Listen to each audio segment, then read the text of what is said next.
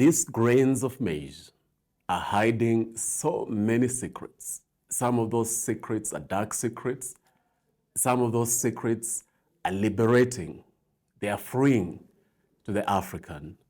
Today, we are going to uncover those secrets because knowledge is powerful. We are going to explore these grains of maize to understand the knowledge that is going to liberate the African people. Today, we are addressing food sovereignty right here in Africa.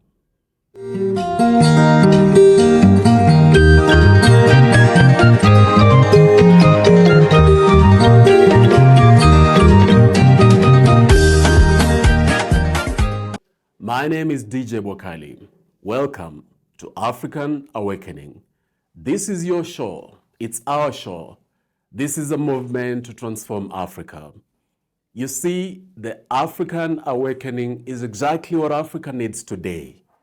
Once we have the African Awakening, we are going to take matters in our own hands to transform this great continent of Africa. But it starts with unity. And it's also about food sovereignty. Because whoever controls what you eat controls you, controls your mind. So it is so critical that we talk about food sovereignty and we begin that journey of ensuring that Africa has total food sovereignty. I welcome you all to today's show. We have already done 4 shows.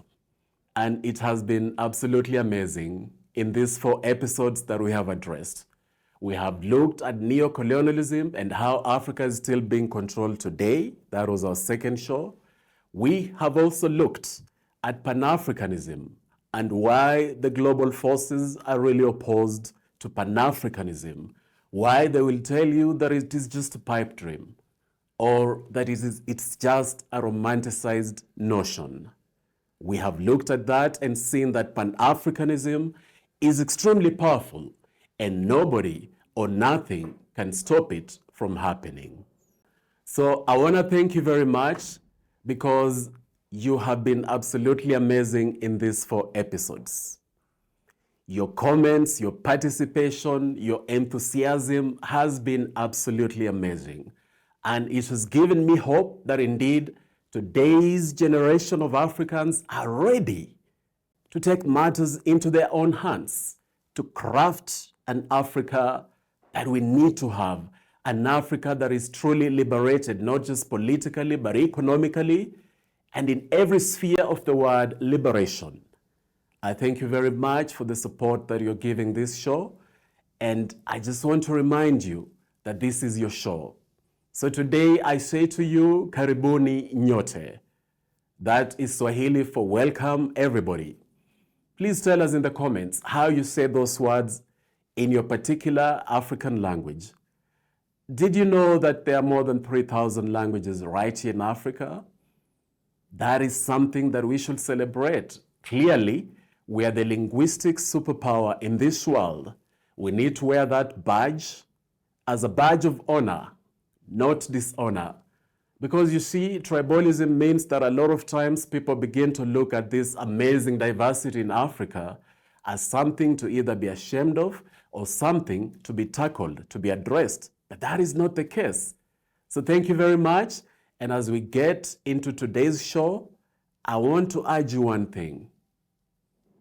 Knowledge is absolutely liberating. And this is a journey of knowledge. For the next 1 hour, this is a journey of knowledge. We have to understand everything food related on this continent of Africa. Now, to start us off, there's something that I need to explain to you. You see, this cob of maize was not always in Africa. It first arrived in Africa in the 15th century, courtesy of the Portuguese traders. Here's what happened in the 15th century. There was something that was called the Columbian Exchange. The Columbian Exchange. But we're going to rename it because one of the problems of colonization is that everything that matters is usually given the names of the colonizers. But let me explain first of all what the Columbian Exchange was and how it relates to maize, before we then change it from the Columbian Exchange to an African name. The Columbian Exchange was simply when the so-called Old World, comprising of Africa, Asia, and Europe, began to interact with the so-called New World, that is the Americas. So in the 15th century, the Portuguese traders, the European traders, began to go to the Americas, that so-called New World. And as they did that, they began to take some plant species and some food species that were unique to that region, and then to bring them back to Europe and to Africa. And that is how, in the 15th century, maize, which is native to the Americas, then ended up in the west coast of Africa. Now, until that point, we have no problem with maize. Actually, our problem is not with maize. Our problem is with what happened about 300 years later. Because here's what happened. 300 years later, around the 19th century, the beginning of the 19th century, when the British and the French began to land in Africa and began to apportion themselves over an amazing continent, the British especially had a sinister motive. They decided that they were going to do something called culinary colonization. The reason being, the British knew that they can begin to use some food to erase African cuisine, but more importantly for them, to begin to realize what they wanted to do right here in Africa. And that is where our good old maize comes in. And this is now going to lead us to the first dark secret that you need to know, the dark secret that is hid in this cob of maize. The British knew that if they begin to control what the Africans are eating, it's going to be a lot easier to control the Africans. Until that point, there was food sovereignty in Kenya, in Uganda, in Eastern Africa, in Southern Africa. There was food sovereignty until that point. Because what used to happen is that when they used to make what is known in Kenya and Tanzania as ugali, in South Africa as pap, in Malawi as nshima, in Zimbabwe, there are different names for ugali across Eastern and Southern Africa, where ugali is a staple diet. So even back then, even though the Africans were already consuming ugali as an African meal, they were using sorghum, they were using millet, and those grains are not only native to Africa, they are also more nutritious. But the British decided that the starting point would be to control Africans through what they eat. And what better place to start than with ugali, because that was a staple diet even back then in this region of Africa. So the British knew that. They asked themselves, how do we do that? And they came up with a very insidious, evil answer. They decided that they would now introduce maize as the grain of choice in making ugali, so that the Africans can gradually begin using maize as opposed to millet and sorghum. You may wonder why that was important to the British. And here's one reason, and this strikes to the heart of food sovereignty. That will lead us to the next secret that is very liberating. That one is not a dark secret, it is a liberating secret. It is liberating knowledge. You see, for millet and sorghum, the Africans themselves used to grind it into flour using their own indigenous systems that were manageable, that were sustainable. They didn't need any external machines or entities to grind it into flour because those are a lot smaller, those seeds. So what happened is this. When the British then introduced maize, the Africans needed to begin relying on the posho mill, on the grinding machines that initially were controlled by the British, which means that they began to lose control over their food systems. The other reason was this. The British wanted to start colonizing the minds of Africans for them to feel that their food is inferior, that all this millet and sorghum they've been consuming is somehow now inferior to maize. And the British wanted to then control the maize plantations, control the maize farmings, whether directly or through farmers, because they would be the ones to give them seeds. Remember, it's not native to Africa. So they would be the ones to give them the seeds, they would be the ones to control, and they are doing it in a seemingly innocuous, harmless manner. So it was seemingly not evil at all. However, gradually, the Africans stopped relying on sorghum, they stopped relying on millet as their grain of choice in this staple diet that they had been consuming for a long time, and they began relying on good old maize. Now, we do not have any problem with maize in itself. It is a crop that grows on earth, and it has been growing in Africa for about 500 years since the Portuguese introduced it.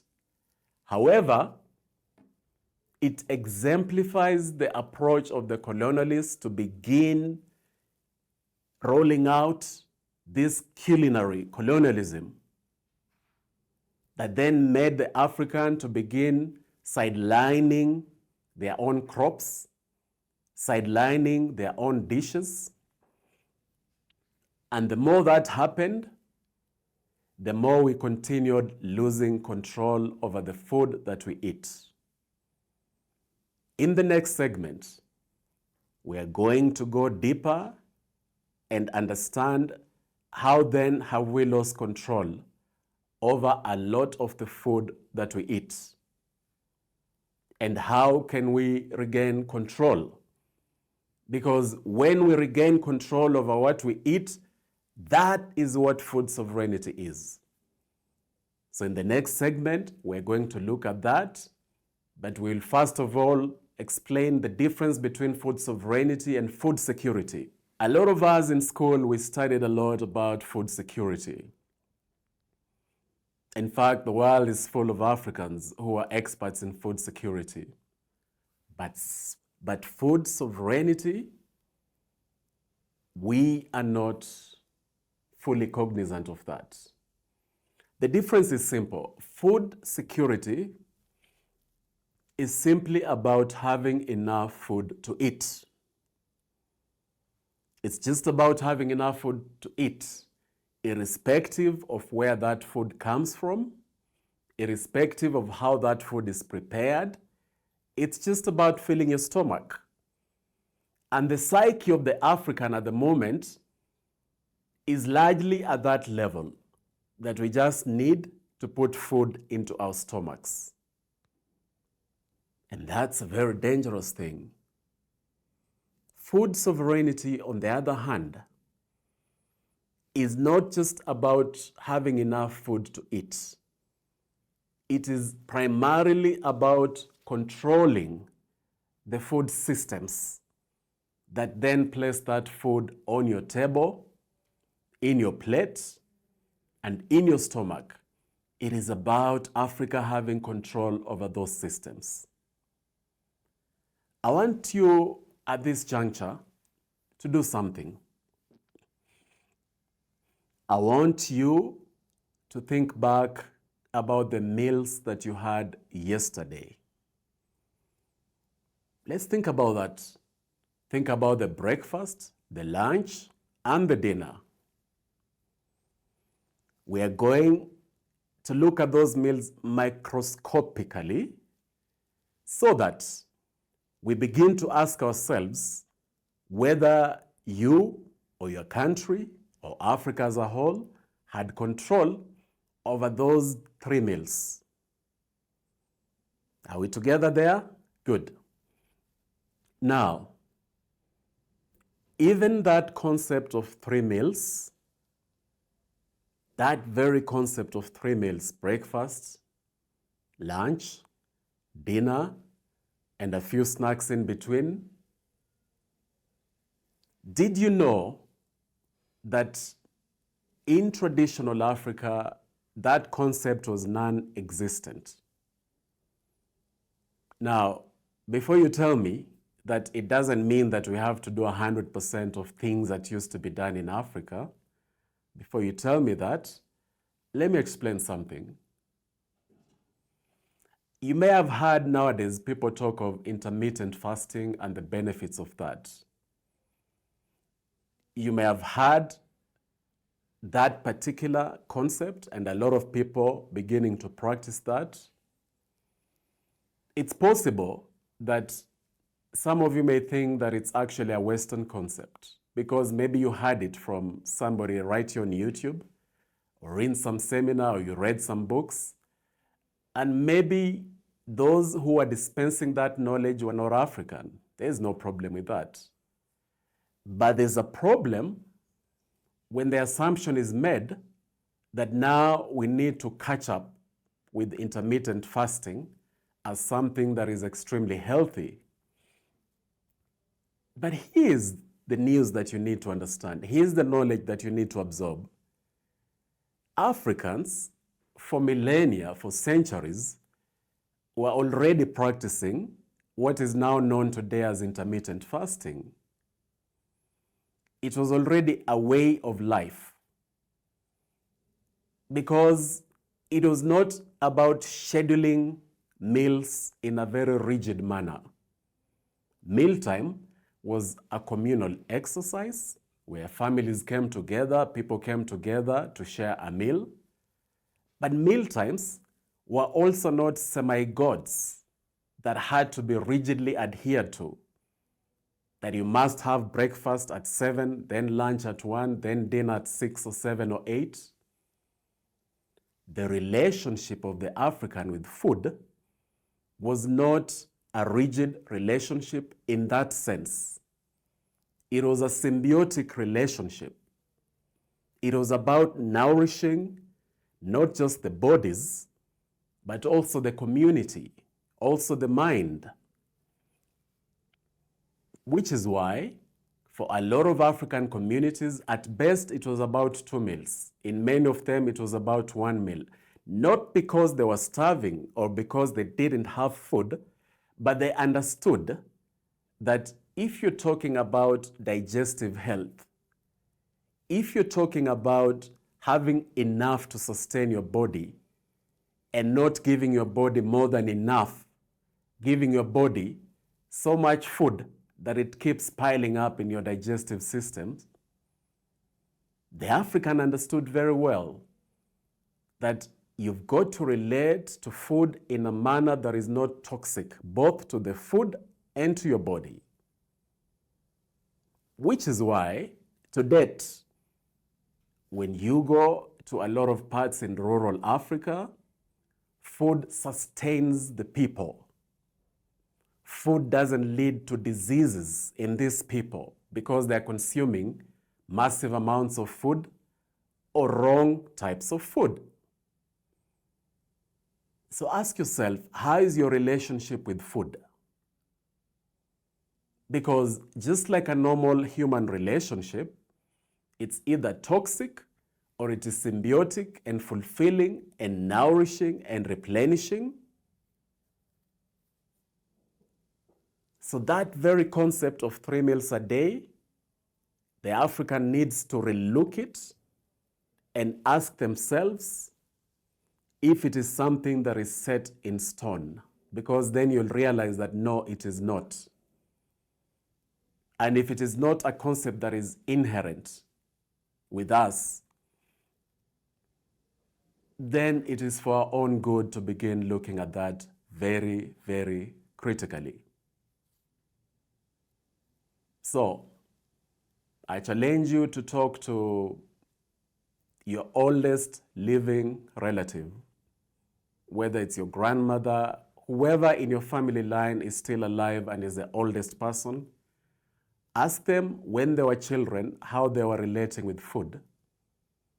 And you'll begin to see that it's not just about DJ told us, but it is about, indeed, here in Africa, we had a far healthier relationship with food than we do today.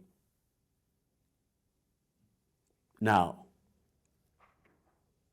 let us now look microscopically at the breakfast that many of us had yesterday and ask ourselves whether there was food sovereignty on that breakfast plate or not. Now, if you had cereals, if you had sausages, if you had a loaf of bread, all power to you. Please understand that we are not here to diss the food that people are eating. We're not here to say that stop eating what you're eating.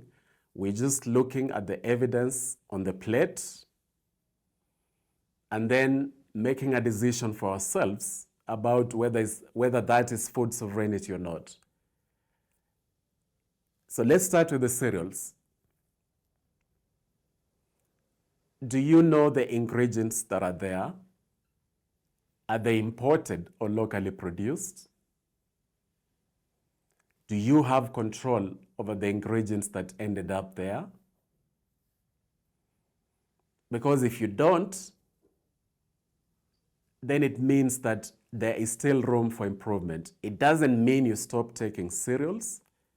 It simply means that you awaken to the fact that if your country had to spend extremely valuable foreign exchange, if your country had to deplete its forex reserves, if your country had to use dollars to import those particular cereals, then even if they're largely healthy, what is not healthy is the journey that they took to reach your table. Because ultimately, if 1 billion Africans are consuming those cereals and they are all relying on importation of those cereals, then Africa is losing a lot in the process. At the very least, they should then be produced in your country, because then at least you have a measure of control. You don't have to lose your taxes, your hard-earned taxes that you pay, only to spend billions again importing this foodstuff. So that is very, very critical. One of the litmus tests that you must understand is that if you have no control over what is on your plate, how it was cooked and how it ended up in your kitchen before you cooked it, then there's room for improvement. There definitely is room for improvement. Now, we are going to proceed to the snacks that many of us may have had yesterday. Maybe there was some ketchup that you put as a dressing on those fries. So let's pause there for a bit. Did you know that there's an American company and a British company and a couple of other companies from those two continents, multinationals, that by and large are the ones producing that ketchup? So a lot of us, when we then put that dressing on our fries, what we didn't realize is that we were not just squeezing innocent ketchup into our fries, but we were also squeezing priceless resources, financial resources from our country, from our pockets to these multinationals. And these multinationals are making billions and billions when Africans keep consuming products that they monopolize. Which is why about 1 year ago, when Ibrahim Traoré visited and provided support to that factory producing ketchup right there in Burkina Faso, there were people who were saying, come on, it's just tomatoes. What's so hard about processing these tomatoes? What they didn't understand was the principle behind it. The understanding that when we are producing our own ketchup right here in Burkina Faso, we are empowering our own farmers. We are boosting our food sovereignty. But when we have to import that from America, from Britain, when we have to import that, not only are we exporting jobs, but we have no control over food that is coming into our mouths. And that is a dangerous place to be. Now, before we proceed to the next stage, to further understand about food sovereignty, to further understand what we need to do, because remember, we always say that we need to be solution-oriented. So it's never about pointing out what's going wrong and leaving it at that. It's always about, critically, it's about what do we then do? What solutions do we begin to put in place? So before we get deeper into that,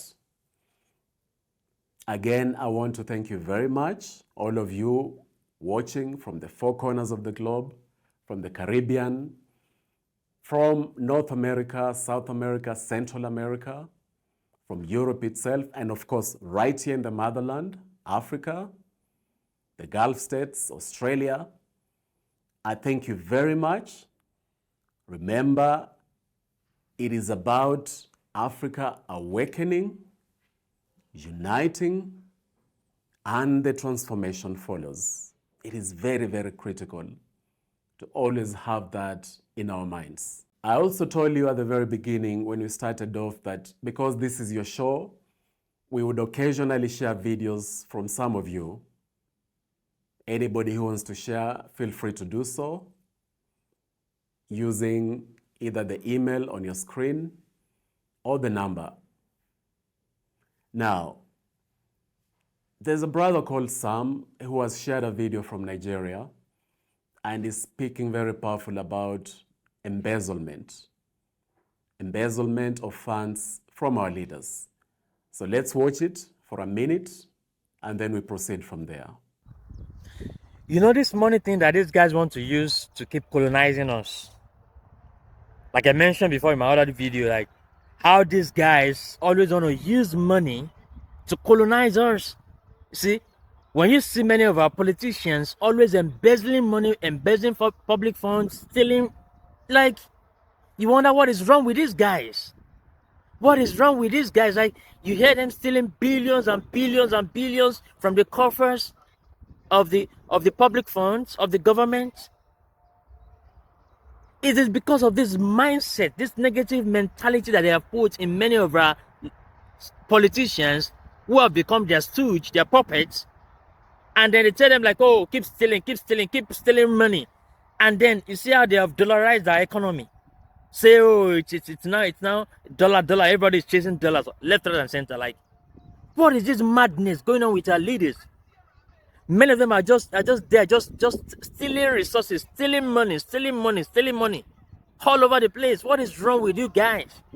Can't you people think about your future? Can't you think about your generation? Can't you think about what is going to happen next to you and your family? When you steal all this money, do you think people are going to appreciate you? Or you think people don't know about what you're doing?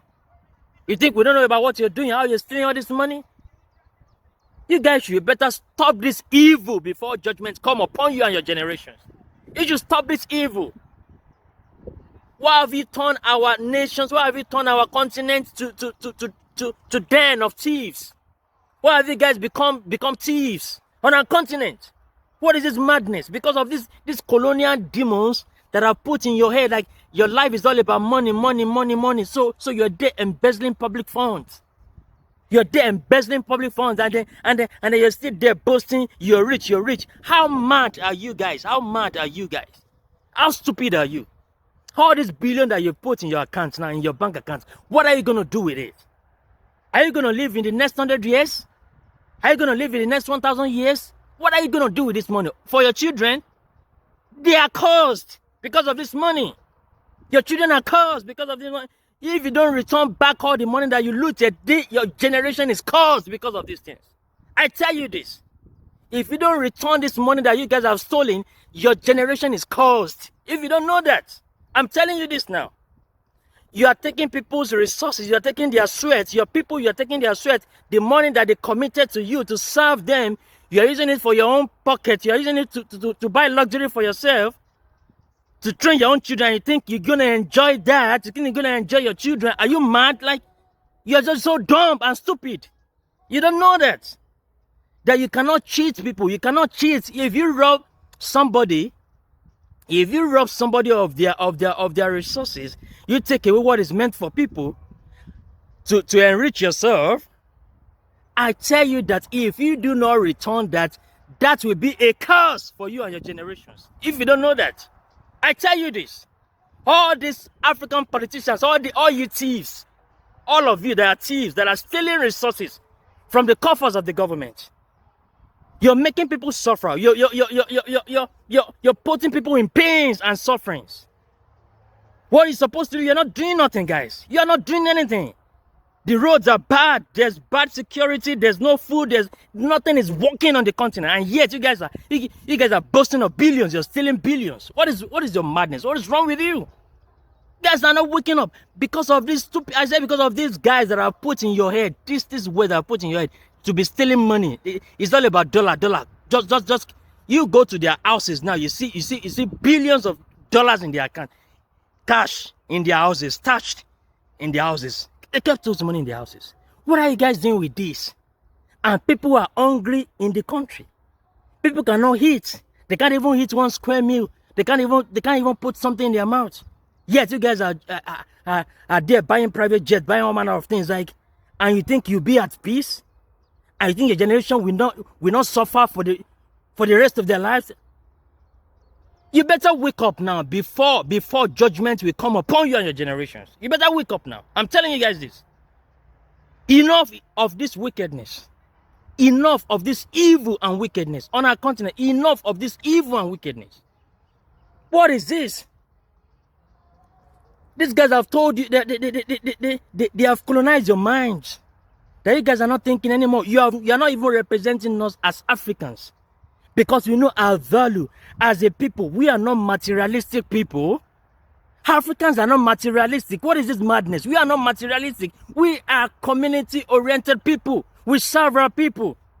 You guys are not upholding the values of our forefathers. You are not upholding the values of our true African fathers. You guys are fake people. You are imported demons. What is wrong with you guys? You better change now, unless judgment is going to come upon you and your generations. What is this madness going on with you guys? You should represent us as Africans. You should have African values. I say our value as Africans. We are not selfish people. We are not greedy people. What is this thing? We are not materialistic people. We serve our people. We are honest people. We are transparent people. We hold on to good values. Good value. That is us, Africans. That is who we are. That is what we are, Africans. We are not materialistic. When you steal all this money, what are you going to do with them? What are you going to do with all this money? You're just being selfish and greedy. What is this? That is not us. That is not we. We are not greedy. That's not us, Africans. You got to use what you have to serve your people. That is what you're supposed to do. African politicians. That's what you guys are supposed to do. Stop this madness. Stop this stealing of funds, public funds. Stop this. Stop these things. Stop this. Because that money is not going to serve you and your generation. It's not going to serve your children. All the money that you have stolen, you better return all the money now. I tell you this. Because guess what? The resources on our continent are quite even more than enough. You can't even exhaust them. So forget about exhausting all the resources. So that's the point. If you have become agent of darkness to be stealing for these guys, these evil guys in the West that telling you to come and be taking the money and bringing it to their place, if you want to keep doing that, then you have to be ready for the judgment that's going to come upon you and your generations. Because you're not going to betray us. What is wrong with you? Don't be agent of darkness. All the money you have stolen, return back all the money.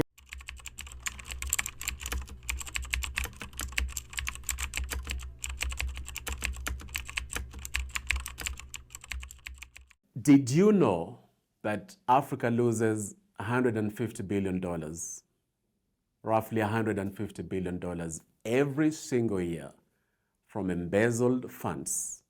Because a lot of the corrupt ruling elite in Africa have this habit of stashing stolen wealth from their countries abroad. It's been going on for decades. So every year, 150 billion is lost. And that's from the United Nations Economic Commission on Africa. It's not some random data. So what Sam is saying is so true. And remember this, $150 billion is enough money to build a fast-speed railway network from Nairobi to Lagos and onwards to Dakar. That's enough money to do that. Do you see why Africa indeed does not need those loans? We need to ensure that the leaders we elect are leaders who will not perpetuate that looting of our resources and instead work for the people. We cannot continue losing $150 billion every single year because of embezzled funds, because of financial mismanagement. It's unacceptable. So I thank Sam for sharing with so much passion about that particular issue. Remember to hold your governments accountable because Africa cannot keep losing money like that. Now, back to the matter at hand, food sovereignty. There's a crazy data here for you. It's really crazy and it's gonna shock you. Did you know that 60% of what we consume in Africa across the continent, 60% comes from wheat, rice, and maize? Those three grains constitute 60% of what Africans consume. And most of that is imported. Yet, this next one is liberating. Remember, I told you that some of these truths are liberating. The idea is not for us to have a conversation for an hour and feel like victims, feel like we're powerless or helpless, because we are not. We are powerful.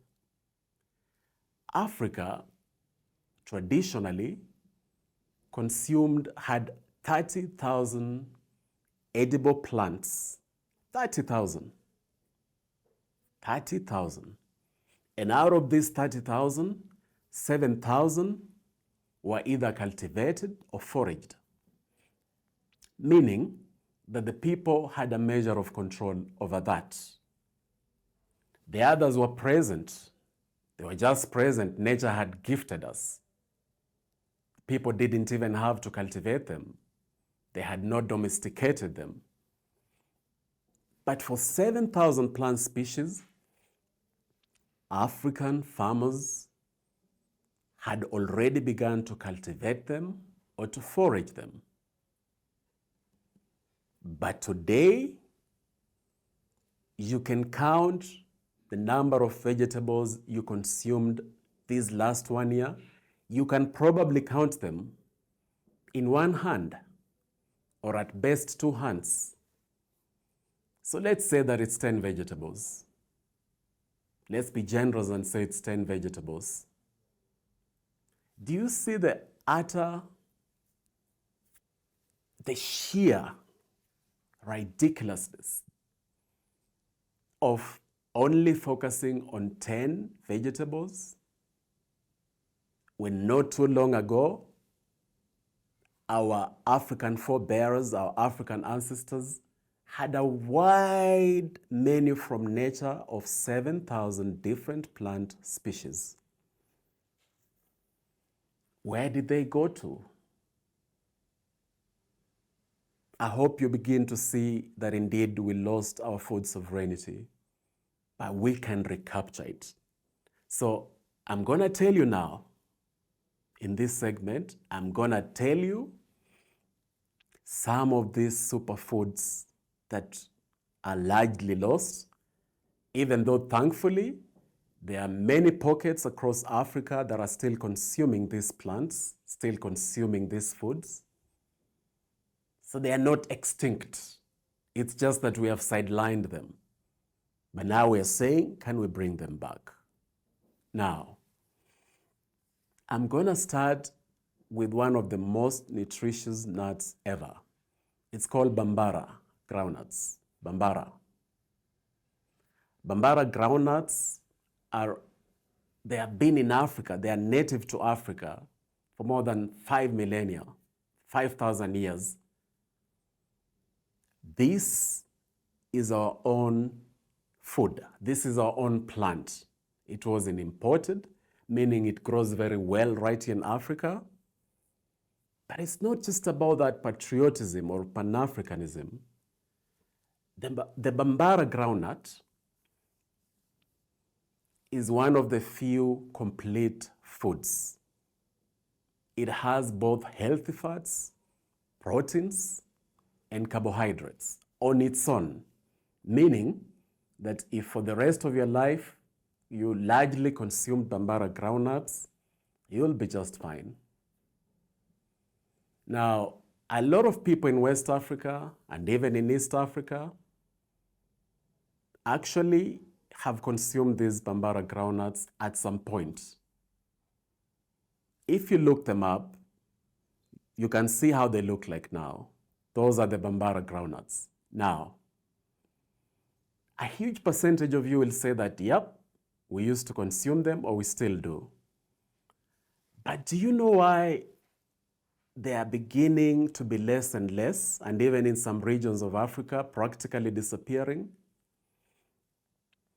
It is because the soil health of Africa is becoming worse. Sometimes the chemical fertilizers that we use continually deplete the soil nutrients of this great continent.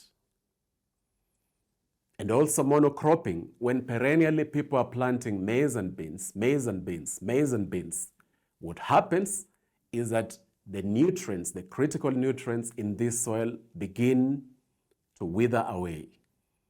So because of a combination of those factors, the Bambara groundnuts are no longer doing as well as they used to.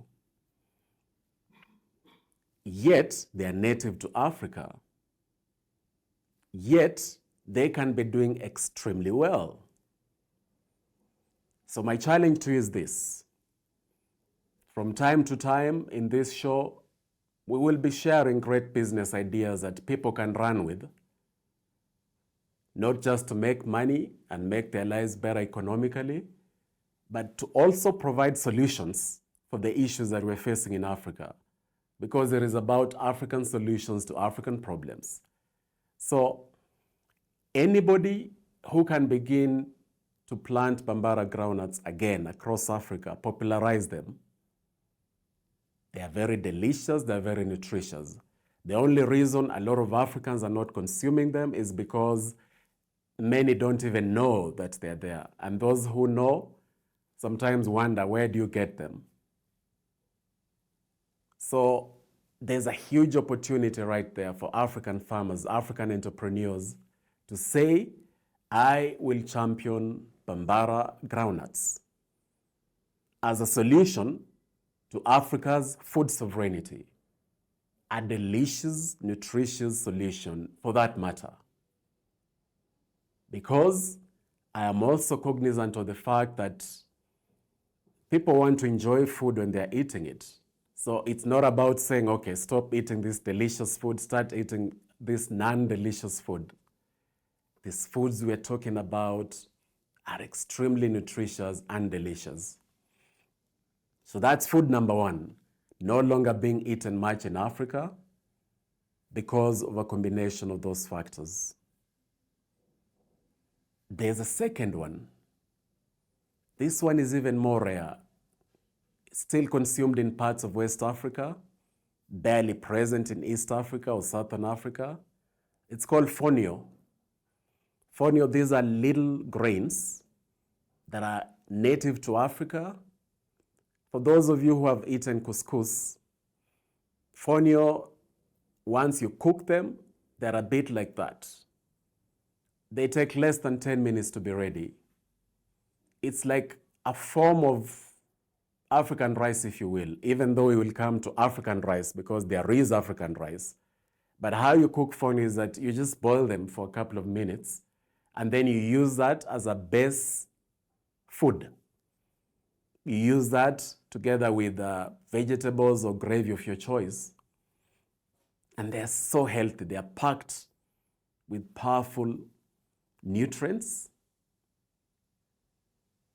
But when the French came to West Africa, they began slowly marginalizing fonio and a couple of other food, just like the British in Eastern and Southern Africa. And it began being regarded as a poor man's food.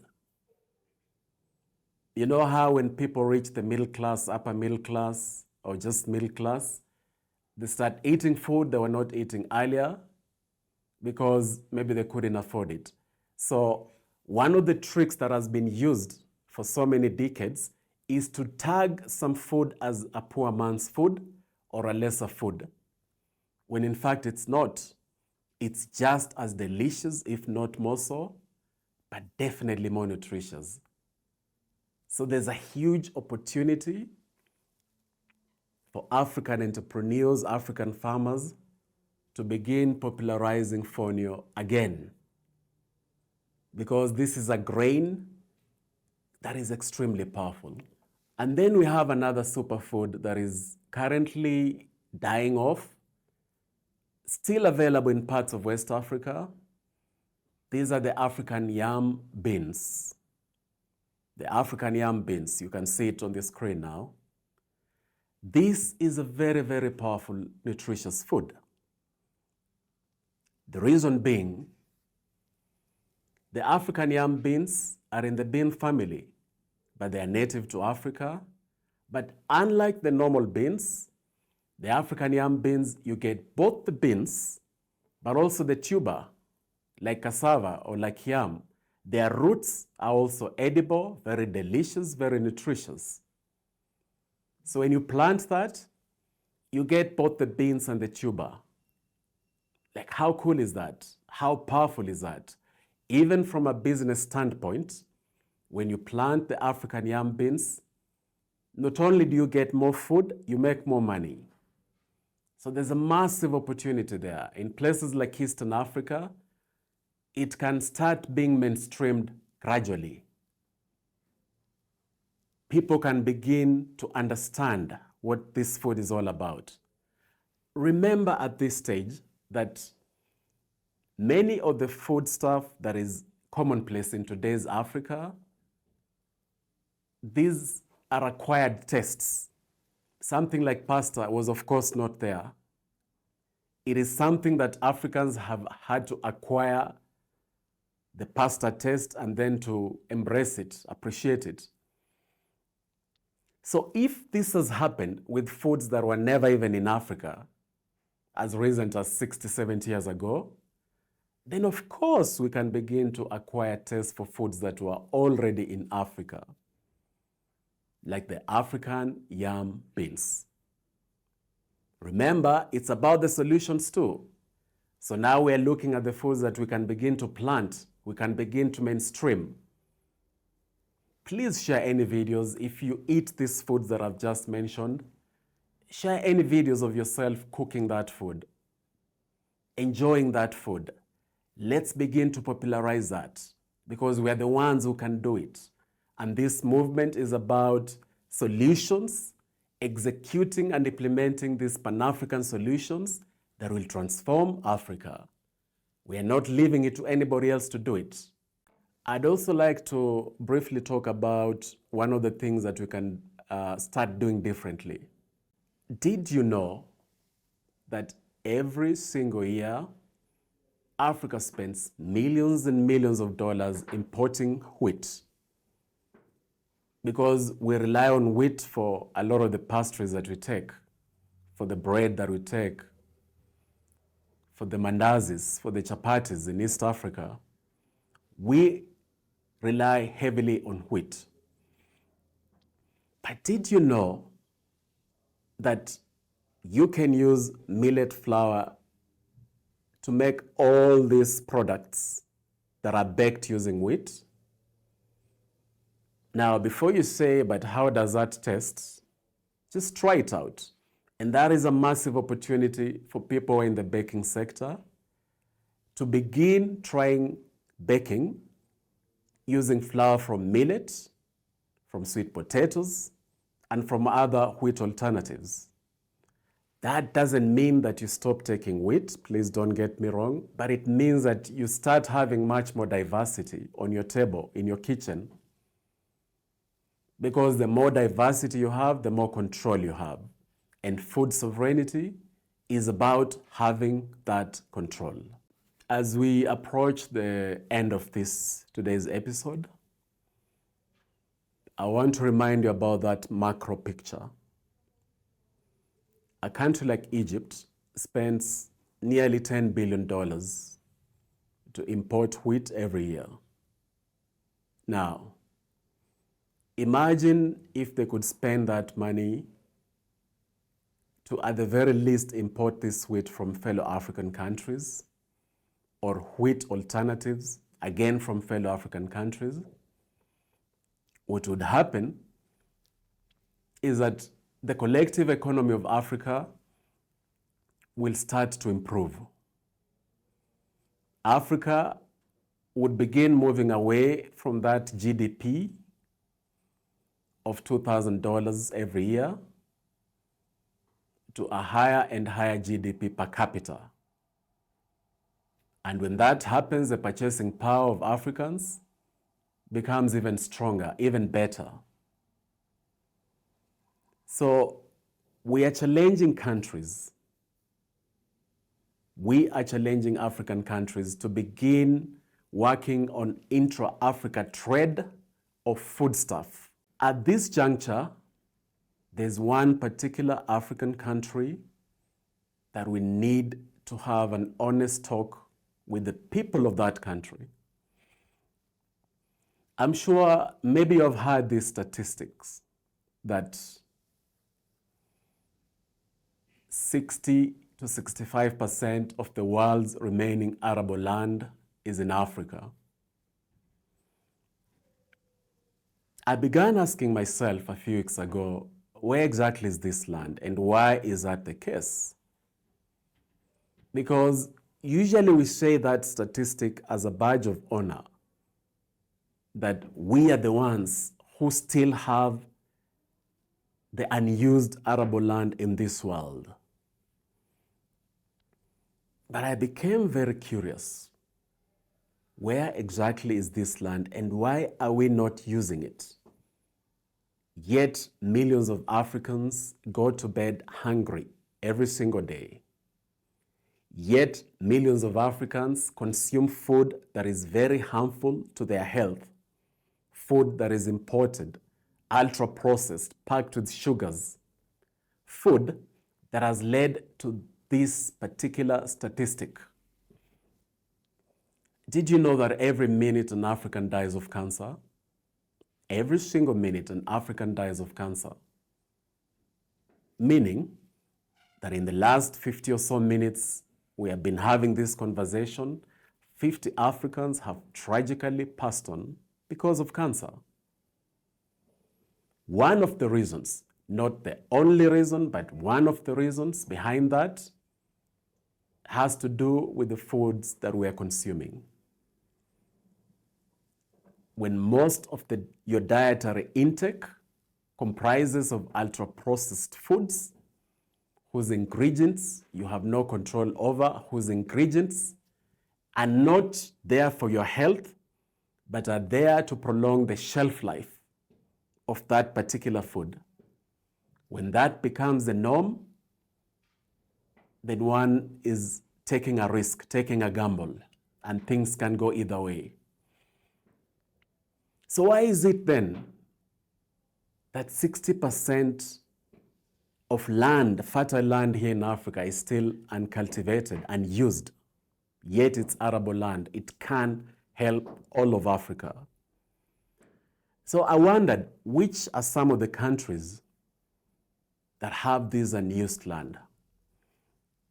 And then I unearthed a very shocking statistic. Tanzania, an amazing African country, an incredible African country, whose first president was Mwalimu Julius Nyerere, an African icon. We cannot say the same about the current president, for reasons we shall get into in the coming weeks. Today, I just want you to understand that 44 million acres in Tanzania are uncultivated. 44 million. Do you know that is land bigger than Uganda? That is land bigger than California, bigger than Germany. Yes, that's how big Tanzania is. This uncultivated land in Tanzania, unused land in Tanzania, is bigger than Germany. It's bigger than California, bigger than the next door country, Uganda, but it's just lying there. It's just lying there, uncultivated, unused, because of a variety of reasons. We may not get into all those reasons, but principally, the people of Tanzania, the farmers of Tanzania, must be equipped to take sustainable advantage, optimal advantage of this land. That is not happening because the government is not treating that as a priority. Yet Tanzania has what it takes to play a pivotal role in boosting Africa's food sovereignty. Imagine if a lot of the foodstuffs that we are importing, whether it is beans, whether it is rice, imagine if all that, if most of that was planted right there in Tanzania. It means that Tanzania's economy will be much stronger because of it, because they will now export this foodstuff to fellow African countries. And these African countries who will buy this organic food, safe food, healthy food from Tanzania at lower prices, they will spend less and their economies will benefit. But even more important, the people will benefit. The people will benefit because instead of eating that processed food that was imported, they will begin to consume much more African leafy vegetables, much more African fruits, and all these delicious. And as they consume of that, their health will be that much better off because of it. That's the immense power that Tanzania has that a lot of other African countries have. And so we challenge Tanzania's President Samia Suluhu Hassan. We challenge you. These are the priorities you should be focusing on. You should be asking yourself, what role can Tanzania play to ensure Africa's food sovereignty? And how can Tanzania's economy be that much better off because of it? You should be preoccupied with that and not with who is speaking badly about me? Who is saying what about me? Your priorities have to be right. But more importantly, the people of Tanzania must realize that God blessed them with an amazing country, and that at the end of the day, they are the boss of that country. Remember that 44 million acres. The land that you have in Tanzania that you're not using. This is not an accusation on the people of Tanzania. It is simply a reminder that you have what it takes to be one of Africa's richest economies, and in so doing, lift Africa up into a place where food sovereignty is reigning supreme on this continent. We are now going to go into the final segment. Before I tell you a bit about the show that is coming, the episode that is coming next week. If Africa's food sovereignty is to be guaranteed, Africa cannot continue being a water-scarce continent. We must have enough water for our farms, because one of the biggest problems that Africa is now facing today is insufficient water. It is a reliance on rain-fed agriculture. So we cannot achieve food sovereignty as long as we continue relying on rain-fed agriculture. Because when that happens and the rains fail, thanks to climate change, largely caused by the West, by the industrialized countries, then the crops of the farmers fail. We end up with less food, and we have to rely on the likes of Russia and Ukraine for wheat. We have to rely on food aid. And the worst place to be is to rely on a foreign entity to give you the food that you need. That must stop happening in Africa. So, let's briefly talk about this issue of water. A couple of decades ago, 30, 40 decades ago, an African leader realized that they needed a solution to water, because his country is smack in the middle of the Sahara. A huge part of his country is right there. So clearly, they needed to find a water solution. And then this leader remembered that there's something called the Nubian Sandstone Aquifer. This is a vast body of water in Northern Africa. But it is an aquifer, it is groundwater. So this leader decided that he was going to build 2,800 kilometers of pipe, build this massive tunnel underground, so that his country can be able to access that water, so that his people can have sufficient water for farming and for their use. He realized that there was need for a mega solution to that mega problem. This leader was Muammar Gaddafi. And he put in place what became Africa's largest ever, actually the world's largest ever, similar water project. And that made a world of a difference in this great country, in Libya. Now, I will go into the specifics of that project a couple of episodes from now, because it was a very revolutionary project.